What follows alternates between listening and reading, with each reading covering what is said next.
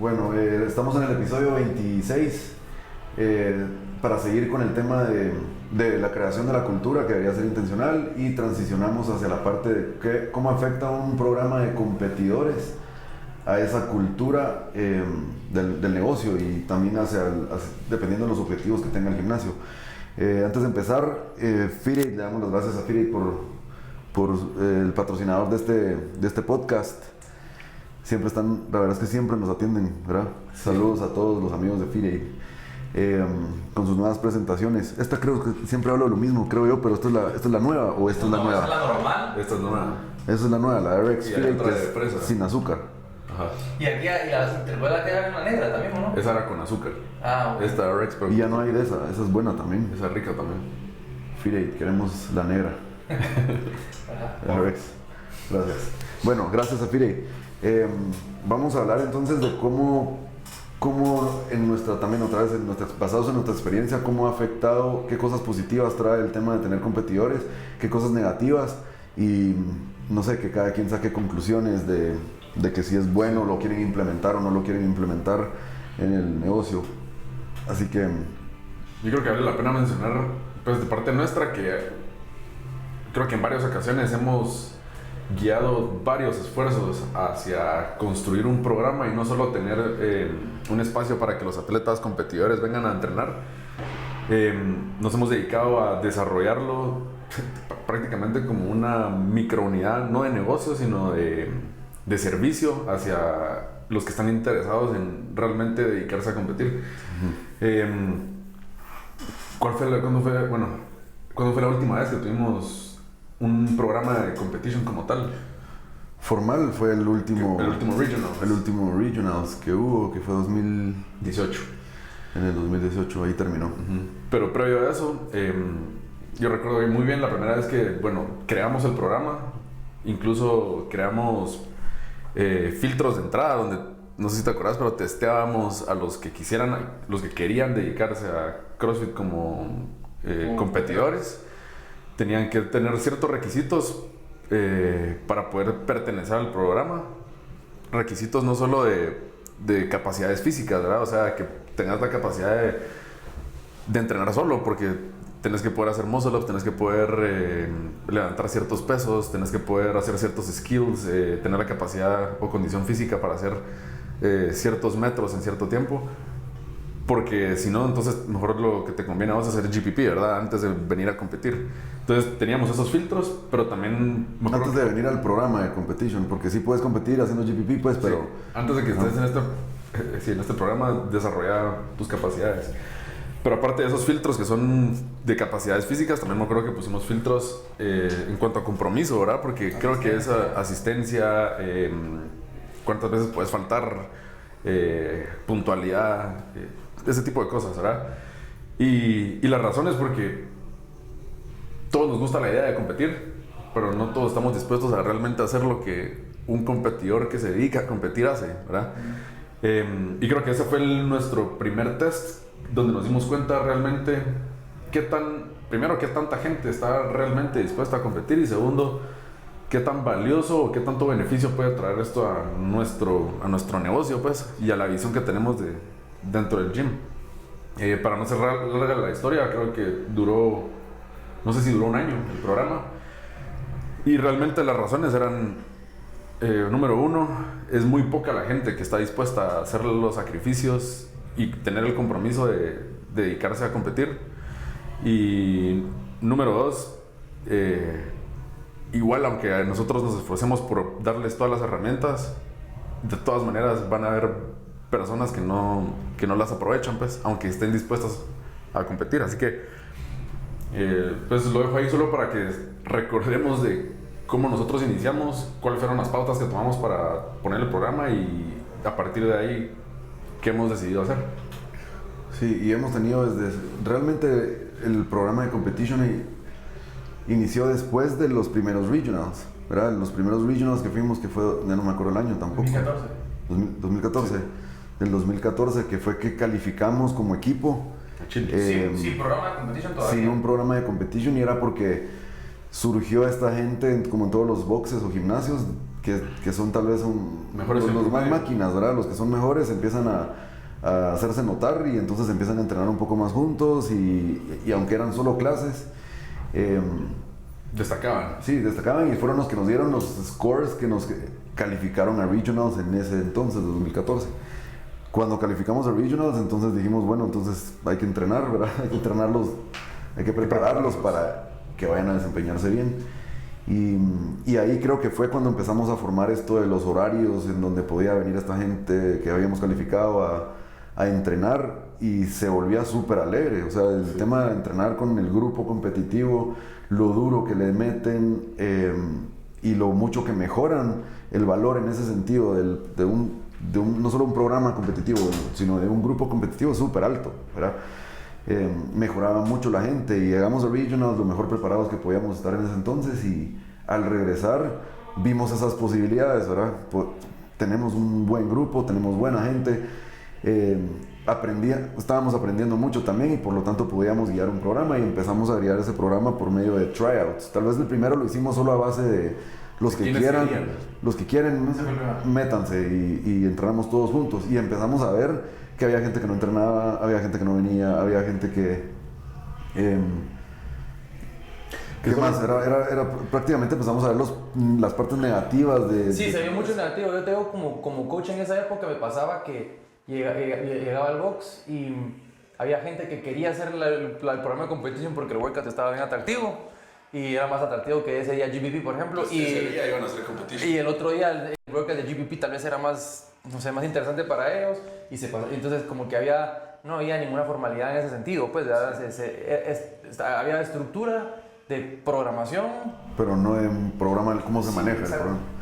Sí, empezaba a dar ese tipo de problemas y entonces como vos decís, había gente que miraba el pizarrón de competition y después se iba a su clase de GPP y no les gustaba, voy a hacer el otro y tenía muscle ups y no tenían muscle ups y era como, o sea, tenías que enseñarle a hacer el muscle up en la clase o en la hora competitiva, cuando ahí lo que tienes que estar haciendo es hablar de temas competitivos, pues un poco más directo al entreno y atender otros temas en el coaching. Entonces no nos funcionó muy bien. Empezó a crearse también aquel tema, siguiendo la línea con el último podcast, el tema cultural empezó a afectarse. O sea, había gente que, ¿y por qué ellos entonces están entrenando a la misma hora en la que yo entreno?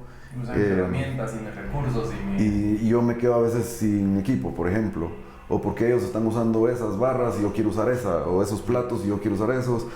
Y empezó a generarse la gente tal vez... una división también, porque sí, incluso del tema del equipo que estaba haciendo competition, incluso se sentían como privilegiados, de cierta forma. Sí.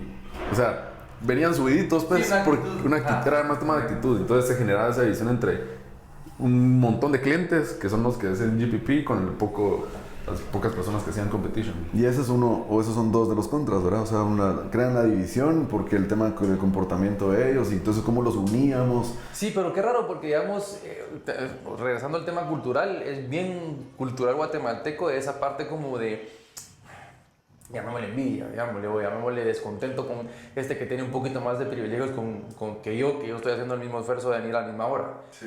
Pero en otras culturas yo he visto, digamos, en Costa Rica nos tocó ver Ricky también un equipo competitivo entrenando y los del box estaban orgullosos de su equipo entrenando, ¿verdad? O sea, que el máquina del box use el remos y yo, si no, solo correr yo porque a aquel le interesa mejor remar porque es competidor, pues, ¿verdad? Entonces es bien cultural, pues, bien cultural. Entonces, digamos, ¿cómo nos afectó esa vez, verdad? Esa parte cultural, porque regresando otra vez al tema del podcast pasado, había que explicarles de una manera elocuente a los que no estaban haciendo el competition por qué estaban ellos haciendo el competition, sí, ¿verdad?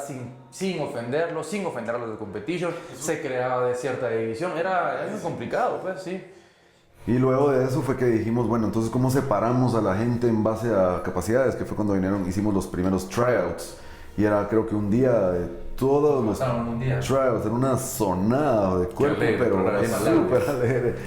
Y se apuntaba un montón de gente y había drama, había lágrimas y otra gente que lo lograba y era felicidad, o sea, realmente como son unos tryouts en cualquier lugar. Y, y empezamos de esa forma y desde el día 1 como que con un formulario no un formulario, un folleto del manual de reglamentos. Sí, estos son los beneficios que ustedes van a obtener y estos son las obligaciones para seguir perteneciendo. Y la verdad es que en ese sentido nos funcionó súper bien porque luego que se creó el grupo, ¿verdad?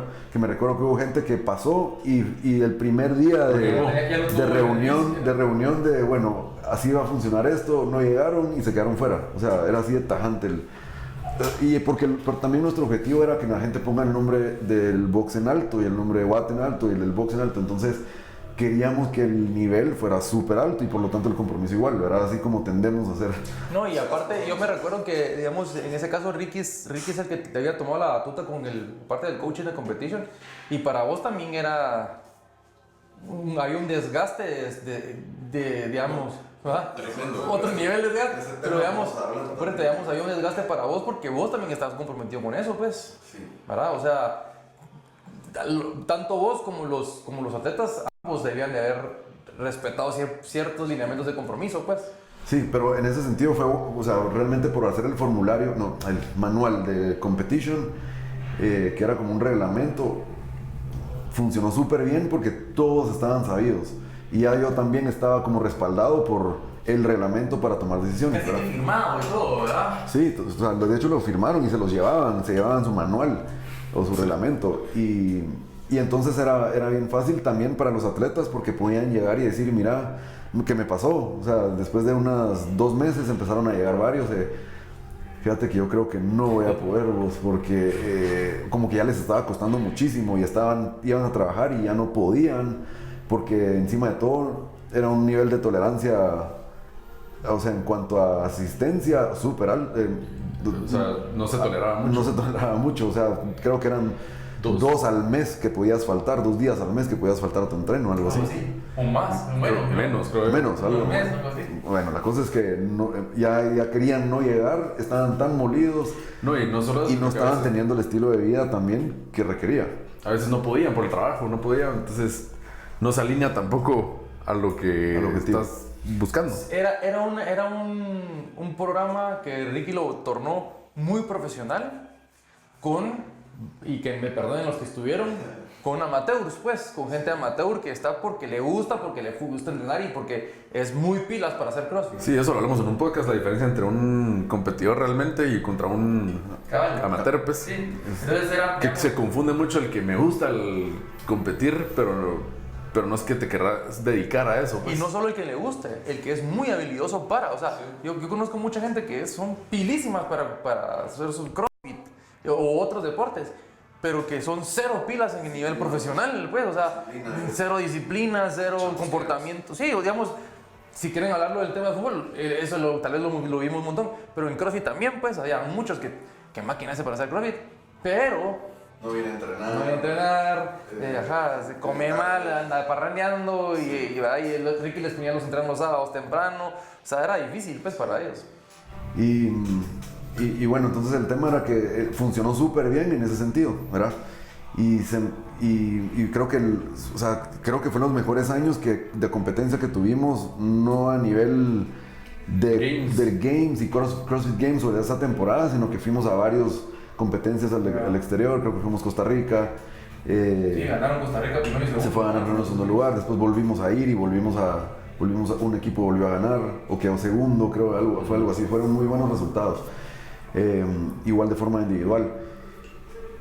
Y luego de eso, creo que empezamos a ver el tema de... Yo primero que todo, el desgaste es tremendo para manejar eso. Ser el coach es una de las profesiones menos agradecidas que hay. Y por lo tanto tenés que estar claro con que vos puedes dejar todo tu tiempo, puedes hacer todos los sacrificios, puedes dejar tu entreno a un lado y hacer muchas cosas que nadie ve, pero que nadie te va a agradecer. Nadie te pone un post, gracias, Ricky. Nadie me da like. Sí, generación de cristal. Pero el punto es que desgasta mucho. Y si no lo tenés claro o si realmente no lo manejas bien, empieza a ser súper tedioso. Y el atleta típicamente lo que quiere es la gloria siempre. Y de hecho, de ellos es, ¿verdad? De ellos es la gloria. Entonces, En realidad no es de ellos, pero sí, si vamos más profundo, no. La gloria no es de ellos, sí, es cierto. Pero eso es lo que buscan, ¿verdad? Y al final creo que empezábamos también a contrastarlo contra qué hacía para el negocio, ¿verdad? Y entonces empezamos a tener muchos problemas internos con clientes que de lo que Cristian decía, por ejemplo, vienen y se sienten privilegiados, entonces por lo tanto los horarios, el equipo, el espacio, desorden. la asignación, el desorden, el ruido a media clase, estás en el brief, el coach de GPP está en el brief explicando el workout y están ahí a la par matando el equipo. Es una característica del atleta competitivo en CrossFit ser así. Sí. Es una característica y digamos hasta hoy por hoy lo veo yo los que son competidores que son los que tiran el choque y lo dejan tirado ahí, lo pasaron machucando y pela. Sí. Los que hacen más ruido, estás explicando, lo que dice Eric, que estás explicando en el pizarrón a la clase y vagabán, por aquí la barra. No recogen su equipo nunca. Sí, por ejemplo, nosotros tenemos el tema de la asignación a clases y para llevar control, obviamente, nos asignan, o sea, eso realmente es, en el tema del ambiente interno, no nos beneficiaba, ¿verdad? Y entonces el siguiente año lo que decidimos hacer es, bueno, entonces para que la gente no se sienta que esos son divididos, los buenos, los que están ahí a un lado, metamos un entreno de GPP o de CrossFit de la clase en la prueba de competición. Entonces todos tenían la opción de hacer la clase y era parte de su entreno. Y de esa forma convivían con la clase general. Eso fue después de este programa de tryouts, porque me acuerdo que se borró ese programa de tryouts y luego las personas, o sea, naturalmente muchas personas se salieron también del programa porque no aguantaban como lo que se estaba exigiendo. O no les gustaba cómo se hacía. Ajá, y al final de cuentas quedamos coaches, no creo que... Sí, solo coaches quedaron compitiendo, pues. Y ahí fue cuando se hizo de esa forma. Sí, y ahí seguimos entrenando, o sea, se siguió el entreno competitivamente hablando, pero se agregó la parte de GPP. Hagan un entreno de GPP que es parte de su programa todos los días. Y funcionó bien, creo, sí. O sea, de hecho, luego de eso fue que logramos calificar a Regionals. Y ya estábamos también un poco con el desgaste de que no funcionaba, o sea, no mirábamos qué tanto beneficio traía el box. Pensando en nuestra circunstancia en cuanto al equipo, qué más horarios. Y población de gimnasio también. Y demás. La mayoría de gente no. El esfuerzo era muy grande para el pequeño porcentaje de personas que estaban dispuestas a recibirlo, ¿verdad? Y que creo que ahí fue cuando también a nosotros nos abrió los ojos, que creíamos que era más el tipo de gente que estaba interesada en competir o que realmente lo miraba eso como un objetivo personal. Era menos del 1% de nuestra población que realmente lo estaba haciendo. Entonces, ¿para qué estamos dedicando tanto esfuerzo al 1% cuando estamos desatendiendo al 99% de atletas que vienen acá con otro objetivo? De hecho, ellos pagan, los otros era como que no, o sea, al revés, querían todo gratis y bueno, en fin. Fuimos a Regionals y ahí yo ahí llegué a mi punto límite de no sé, de desgaste, ¿verdad? O sea, tuve tal desgaste como coach porque yo con mis objetivos personales de entreno y también de competitivo y tenía dos roles muy pues son difíciles, se pueden manejar, pues muy difícil manejar porque son casi que, como dice Cristian, opuestos o mutuamente excluyentes. En uno sos egoísta y en el otro tenés que ser completamente generoso con toda tu vida, ¿verdad? Y entonces llega un momento en que yo ya no... Por eso es que yo creo que muchos de los grandes nombres de coaches a nivel CrossFit, digamos, de equipos y individuales, no son grandes competidores de CrossFit. Sí, no, es muy difícil. Porque así tiene ese contraste bien marcado. Y sí, dones en cuanto al manejo del grupo, de gente, y el otro es dones físicos de capacidad para que realmente, tal vez no sé si con menos tiempo o menos entreno pueda ser tan bueno, pero en fin, llegué a mi tope completamente insatisfecho con mis expectativas del tema de Regionals, de que fuimos a competir. No con ellos en sí, sino que mis expectativas, y completamente desgastado, que dije, no más, yo quiero dedicarme a mí, quiero probar qué pasa si yo me dedico a entrenar como debe ser. Aquello que venía a juecear, a darle el briefing a todos de Open, por ejemplo, Y eran varios, entonces iba, esto hagamos este plan, este es el warm-up, ver a cada uno de ellos. Enviar la prueba de la semana, además de la doble de cada uno. Sí. Y luego, pero me recuerdo en el Open fue que empecé a decir esto, estoy harto de esto. Y empezaba a pasar que, bueno, entonces era el Open, y miraba a todos en el Open, y jueceaba si tenía que juecear a alguien en el Open, y luego el último en hacer el Open era yo. Y cuando yo tenía que hacer el Open, no había uno solo, no había nadie, tenía que buscar mi juez. Y entonces en esa época yo dije, bueno, lo voy a hacer, el siguiente año dije, lo voy a hacer, no lo voy a hacer el mismo día, lo voy a hacer otro día. Y me meto al hacer el Open con toda la mara del box. Y para poder tener juez, porque si no, no tenía juez. Y todos era como bien, y se iban a la baby. Y entonces todo eso empezó a calar, ¿verdad? Y luego cuando fuimos a competir, dije, aquí están buscando cada quien su personal, este equipo no es. Y tomé la decisión de decir, bueno, esto fue el último año que los entreno y... Pero hemos mencionado un montón de temas, y Ricky sobre todo, porque el que más experiencia tuvo con ese roce de ser el coach, pero negativos, pero hemos mencionado muy pocos positivos, ajá, y creo que hubieron un montón de cosas positivas. Yo creo que principalmente esa gente en la parte positiva influye mucho, inspira mucho no solo al atleta que no quiere ser competidor, sino que también al que quiere ser competidor, y por lo tanto empiezas a crear una cuna de mejores atletas, porque ven entrenar y ven competir y se sienten inspirados por esta gente. Entonces en el tema de influencia hay un beneficio en eso, ¿verdad? Y hay gente que incluso, te digo, puede ser que quiera venir a entrenar acá porque aquí entrena tal persona, ¿verdad? Entonces potencialmente te traen hasta nuevos clientes, ¿verdad? Sí, hacen que se escuche también tu box, pues. Y el segundo es esa parte de mercadeo, como que quiera que no, el box está sonando en las competencias y con buenos resultados afuera. Entonces tiene que... Te identifican con boxeo. Sí, definitivamente da a conocer entonces que damos resultados. No sé si es porque, no sé si lo perciben como que sabemos lo que estamos haciendo o solo simplemente dicen, bueno, ahí son buenos, ahí son los mejores, o de los mejores. Y entonces eso ayuda mucho también a que la gente quiera venir a entrenar acá, ¿verdad? Y luego... Sí, yo creo que esos beneficios son los más claros, digamos, ajá. O sea, gente que quiere competir, que dice, en ese box compiten, y probablemente me llama la atención que me desarrollen así, ¿verdad?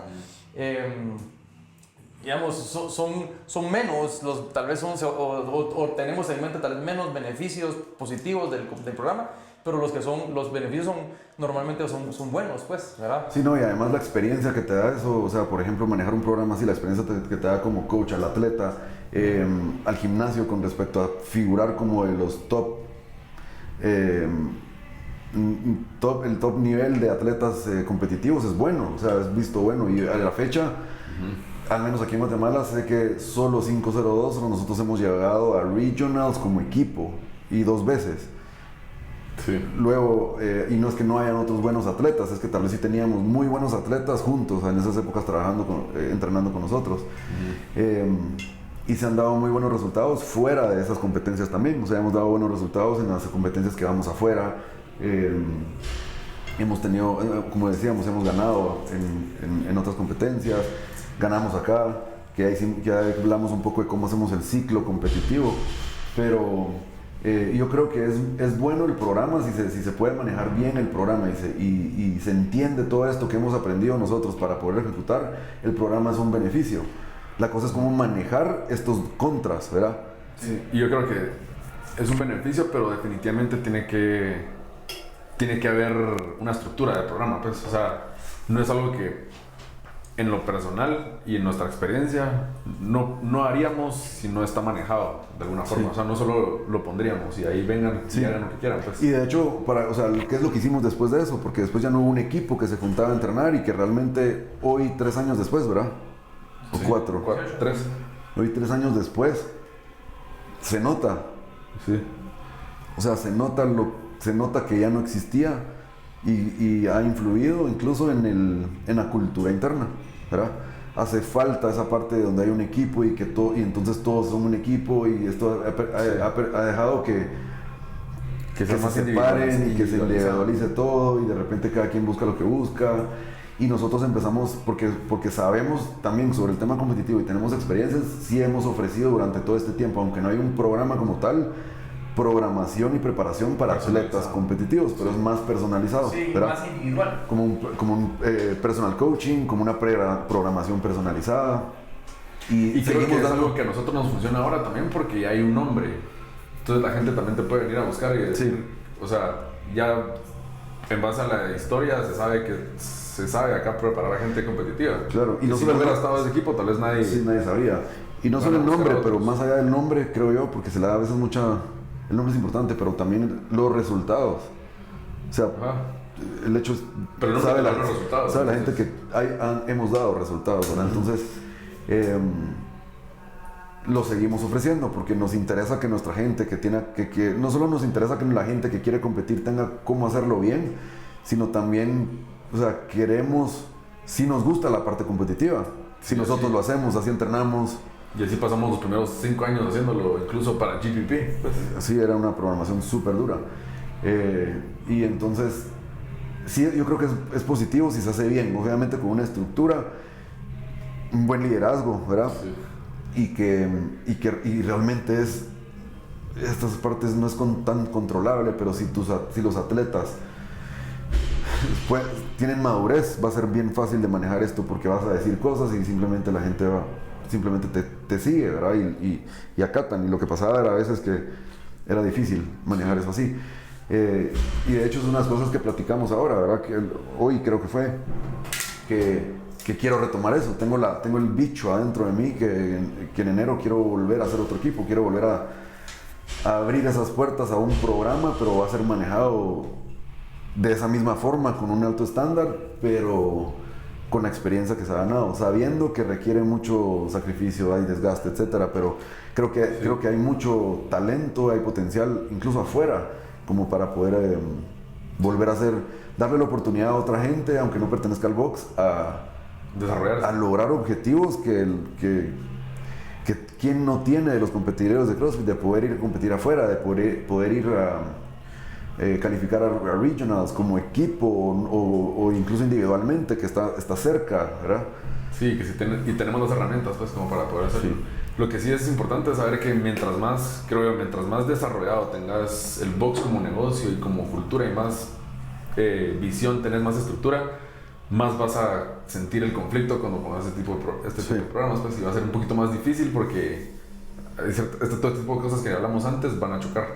Sí, no, Cristian, porque le atinaste a todo, pero también me pongo a pensar que ya tenés desarrollada una buena cultura, ya tenés desarrolladas ciertos valores y normas que tal vez un equipo nuevo de competition puede venir a acoplarse a esas normas, ¿verdad? O sea, digamos, hablando de burradas, ¿verdad? Pero digamos, recoger el equipo, se lo impones desde el día 1 al equipo nuevo, pues, cosa que tal vez los de antes no lo hacían, digamos, ¿verdad? Entonces, tal vez a lo que voy más que yo es a alguien que no tiene una visión de negocio y no sabe nada, o sea, no tiene una estructura de qué es lo que espera del negocio. Puede venir otro programa y que no te estorba lo que estás haciendo, que no importa, pues, porque igual no te hace conflicto con lo que ya tenés. Ahorita ya tenemos nosotros, sabemos exactamente qué son las cosas que no toleramos o que no se alinean a nosotros. Sí, a la cultura. Y va a venir algo que puede ser que va a haber resistencia en ciertas cosas. Sí. Pues. Y yo creo que sabiendo bien esos montón de beneficios y esos montón más digamos, de contras, y hay que decir maleficios, pero desde contras. Sabiendo bien eso, se puede acoplar un programa. Esa es la experiencia. Sí, lo que pasa es que nosotros también tuvimos este programa en una etapa de maduración del negocio, ¿verdad? No estábamos ni en el inicio donde no había nada, pero tampoco estábamos como estamos ahora de maduros en que ya hay más estándares, reglas, normas, procesos. Entonces estamos en ese medio donde no se sabía cómo manejar ciertas cosas que chocaban con cosas que sabíamos que no queríamos. Sí. Ahorita probablemente va a ser más fácil porque hay más estructura en todo lo demás. Claro. Sí. Y la otra es entender, a raíz de eso, es que identificamos, ¿verdad? O identifiqué y les conté en una reunión lo hablamos.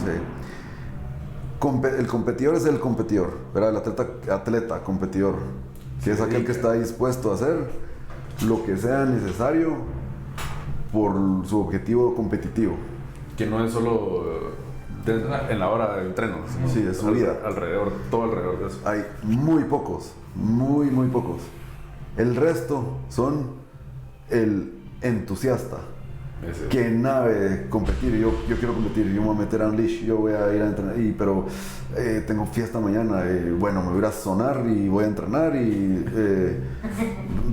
vengo a entrenar y no lo hago bien y no como bien y es risa, es como aquel equipo de Futeca, que va a Futeca y que nabe competir, pero es Futeca pues, ¿verdad? Sí, no te está dando la cual. Sí, exacto, no es un entreno con la selección, etcétera, y esto, el tema competitivo, al menos el estándar de lo que hacemos es así, es mucho más alto porque exigimos eso, porque así se hacen las cosas, lo hacemos diferente, porque ¿verdad? si no sería hacerlo a medias. De hecho, todas aquellas personas, todos aquellos atletas, todas aquellas personas que tienen éxito en lo que hacen son obsesionados. Es eso, es prácticamente eso, ¿verdad? Y si vos vas a vamos a ver, si vos vas a ver cómo los atletas en la selección de levantamiento olímpico que van a ir probablemente quieren calificar para olimpiadas, si ustedes van a ver cómo es la relación y el ambiente interno con respecto al coach y el atleta en, por ejemplo, correcciones y demás, no es bonito. Esa babosada hay gente que no aguantaría estar ahí porque es un... Sí. O sea, hay Cero coaches tacto, que pues. te gritan Insultándote. te estoy diciendo que hagas esto, quítate de ahí. Porque el coach, esa es la expectativa que tiene, ¿verdad? Sí. Te conoce y hasta ahí te tiene que llevar. Y, por ejemplo, en nuestra cultura, llamémosle cultura en CrossFit, es al revés, como que tenés que ser brother y el coach tiene que ser tu cheerleader. Sí, y si le haces sentir mal, muchos no saben, es estar metido en realmente una cultura de entrenamiento de alto desempeño. Y lo vivimos con los entrenadores en futsal, por ejemplo. No es ir a ser el cuate necesariamente, puedes tener ese rol, como ese sombrero puesto con el atleta, pero vos querés que haga lo que vos sabes que puede hacer, ¿verdad? Y entonces los mejores son así. Eso es lo que conozco y así es en nivel alto olímpico y demás. Sí. Así que el atleta tiene que tener claro eso también y por eso es que no sabíamos cómo ubicar cómo tenemos un programa competitivo lleno de entusiastas. Porque van a darte todos estos tipos de problemas, ¿verdad? Sí. Pero en fin, creo que hay mucho beneficio si tan solo lo ejecutas bien y tenés a alguien claro y firme en cómo lo vamos a guiar, porque si va a ser solo por que alegre esto, no dura. Sí, y esa persona que lo maneja tiene que estar en el mismo plan de cumplir las expectativas también de las atletas. La otra cosa, Ricky, es que también los atletas de CrossFit ahorita vienen madurando más, digamos, y me refiero a... Yo no sé. Pero me refiero a que hay una camada de muchos nuevos. Sí. De muchos nuevos jóvenes, digamos. No, eso sí, eso es buenísimo. Entonces esos jóvenes probablemente tienen una expectativa, tal vez un par de peldaños arriba de lo que tuvieron las expectativas de los entusiastas anteriores. ¿En resultados? De resultados, sí. En a dónde quieren llegar, sí. ¿verdad? Etcétera. Y ahora no es tanto prueba y error, pues. Ya puedes decir qué es lo necesario que esa persona haga para que tenga resultados o no. Sí, seguro. Sí. Así que, bueno, no sé si hay algo de valor que hablamos. Sí, yo creo que hay valor y eso es ver cómo lo interpreta cada quien en base a esa experiencia. Porque se puede, se logra, pero ¿qué tan alto está tu objetivo, verdad? Y qué tanto querés lograrlo, porque va a haber parte del gimnasio y del negocio que sufre y es de manejarlo, ¿verdad? Yo creo que si digamos, si fuera solo vos y no estuviéramos ninguno de los socios o ninguno de los coaches y vos querés implementar el programa, pero se ve afectado tu programa de negocios, creo que lo tienes que considerar bastante. Sí. Ahora, como somos muchos y hay mucho recurso y somos bastantes socios y demás, probablemente un programa de esos es atractivo. Sí. Llevarlo, pues. Así que, bueno, eso es todo lo que tenemos para este episodio. Nos vemos en la próxima y otra vez dudas en los comments. Y recuerden que a partir de enero probablemente le vamos a dar forma, pero hay que hacer un como reclutamiento Unos tryouts. para poder hacer el equipo. Y estén atentos a eso. Nos vemos a la próxima.